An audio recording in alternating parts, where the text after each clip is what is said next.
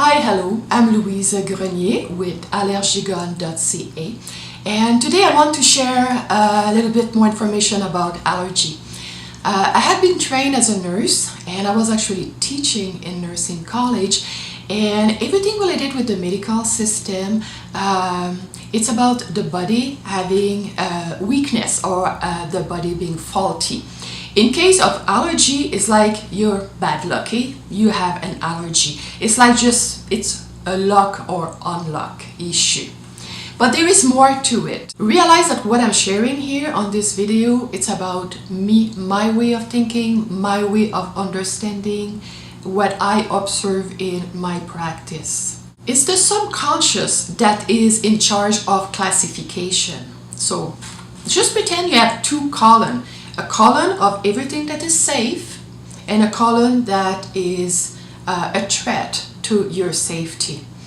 And cat dander, horses, dairy product, latex glove, pollen, grass, it's all stuff that are supposed to be safe. But the subconscious do classify some of those in the danger zone for some people. That's why some people will have allergy to cat dander or latex or dairy. It's all about classification. There is a reason why the subconscious will classify in the danger zone. One example that will explain that nicely, it's a little boy that was severely allergic to dairy. I had that little boy a few years ago, but that's a good example to make my point here.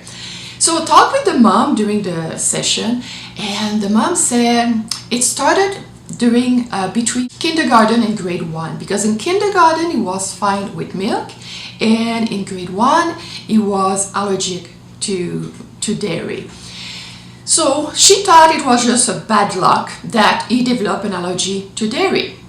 So I asked, what did happen during the kindergarten and the grade 1 during that summer? And that had a severe or a serious emotional shock. And she thought about it, and she remembered this is the summer that the little boy saw his dog being killed by a car. And the little boy was there, so he saw the accident. So I was wondering, okay, that's a big shock, but what's the relation with a dairy allergy? And I asked that to the mom, and she said, that's interesting, because we were in a ice cream parlor, the family together, eating ice cream. So her son had his mouth full of dairy product when he witnessed the accident. The emotional shock was so severe that the subconscious, in order to protect the little boy, kind of scan everything and make a relation between the severe emotional distress that just happened with the dairy. And the subconscious is not intelligent or smart. It's more like a machine, if you want. And it's right away make the connection, dairy, emotional distress. And from that point, there is the classification is that for that little boy is that the milk become a threat. So for that little boy, we went back to that time, removed the emotional distress, and there is technique to do that. For me, when I work with clients, it's like I have a toolbox full of technique that I use. So depending what's the situation, I will choose a tool. Another example that allergy often come from emotional distress. I had a client that for him it was a dog allergy, and what's happened with him is that he saw his dog got killed by a car, but he didn't die right away. It took a few hours after the accident before the dog passed away. So for these few hours, the whole family was trying to resuscitate the dog and care for the dog, and it was a severe distress because the dog is a member of the family. So, and the dog didn't survive and pass away. So the distress was so severe that from that moment, it's like the subconscious classify dogs into the danger zone. And with that classification, what's happened is that the man became allergic, severely allergic to dog from that moment. But the subconscious do it always for your own good.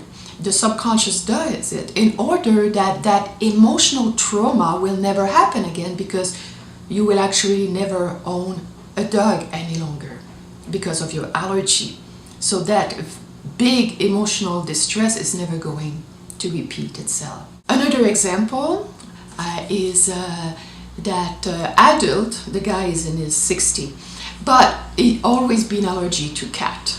But when he was very young, living on a farm, one of the cat had too much of a big litter.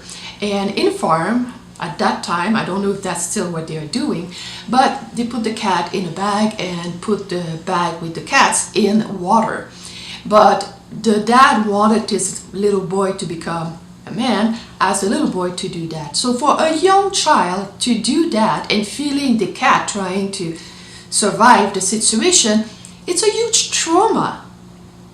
And at that time, the subconscious wanted to help the little boy, getting sure that it will never happen again in his life, change the classification. And from that moment, cat became allergen. And each time for the rest of his life, when he had contact with cat, he will start to develop allergy. Another example here, it's a little bit different, but it's allergy to multiple food allergy. There is many reasons people can be allergic to food. Here I'm giving one example.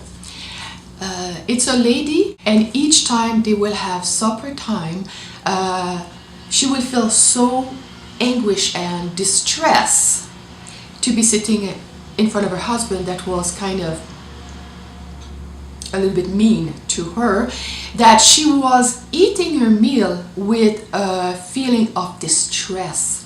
And so the subconscious started to classify all the regular food as being connected to danger. So rice, potato, wheat, orange, and more it went on, more she was allergic to. Every food was becoming an allergen. Till she split with her husband, we shift her way of thinking, and now she can eat whatever she wants. But she will never have made the connection with the regular food, which was what was actually going on with her husband. Same thing sometimes with some children that have allergy to many different food, especially breakfast food. Orange, wheat, which is cereal or bread, dairy. Often, not all the time, but for certain individual, if a parent is very angry, or the child is afraid of the parent, or maybe it's just going to school. If the child really is afraid of going to school for some reason, and they take the breakfast before the orange buses come, day after day after day, what's happened is that the subconscious made the relation between the orange juice of the morning with the distress of the bus coming to pick them up. So any allergy is actually a misclassification from the subconscious. That's why an allergy is very individual to the situation of the person. And obviously there is a situation where we don't know. I had a little child not long ago with allergy to cat and dog, and we never figured out why he was allergic, and this is totally fine. Because sometimes a child can be just watching TV, and then there is, you watch a cartoon and then you have a cat coming in the screen and just like, ah! And a child, when you watch TV, you're so almost like under hypnosis. You watch the TV, and if it's sad, you start crying. If it's funny, you start laughing. Because at some point you think that you are in the situation, you are part of the event going on the big screen. So when a child is watching TV and then there is a scary cat coming, then sometime the subconscious will just connect the cat with fear that the child did resent at that time, and that may be where the allergy come from. Sometimes we don't know, but it's still possible to let go of the allergy by shifting the program at the subconscious level. And there is a lot of different tools that can be used depending what's the situation particular to that person. So the point I'm making is that when someone has an allergy, very often there is a reason for it. In case of allergy, it's the body producing the allergy symptom. It's the body pushing out the allergen or neutralizing its effect in the body. So the body is amazing, really, really amazing, and does have the capacity to heal. I hope you like this video and you learned something new, and that maybe it changed a little bit your perspective on the way you see allergy. If you like this video, please press like or subscribe to my channel. If you want more information, you can go to my Facebook page or visit my website, which is allergygone.ca. Thank you.